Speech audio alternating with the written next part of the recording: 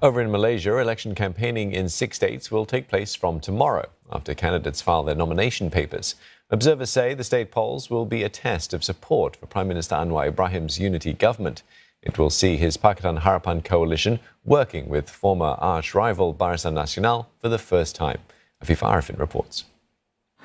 It's set to be an intense 2 weeks of campaigning as more than 9.7 million Malaysians gear up to cast their ballots on August 12. Although the 6 state elections have no direct impact on the federal government, it holds great importance as it comes just 9 months after the country's last general elections. The polls are widely seen as a mini referendum on Prime Minister Anwar Ibrahim's unity government.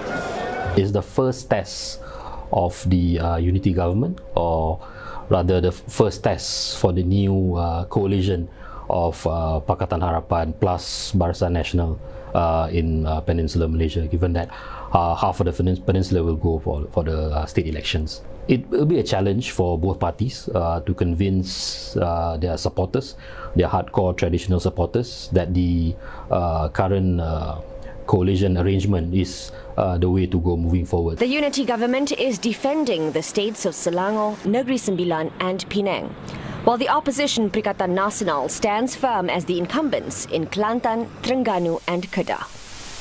Observers say the stakes are higher in this elections for the unity government, which needs to convincingly hold on to their states. It will also need to fend off the so-called green wave, a term associated with PN's growing influence following GE15. The challenge for the unity government is that the indicator of success is not as easy as Perikatan Nasional. You know? For Perikatan Nasional, the indicator of success is just winning a few more Malay seats.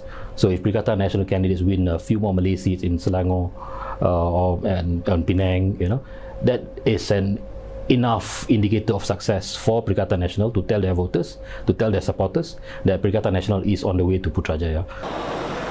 Malaysia's economic health will take centre stage in these elections. The unity government says it's tackling unemployment and wooing foreign investments. But the opposition says rising costs are hurting the public. Observers say political parties will need to craft convincing narratives on these issues to sway fence-sitters.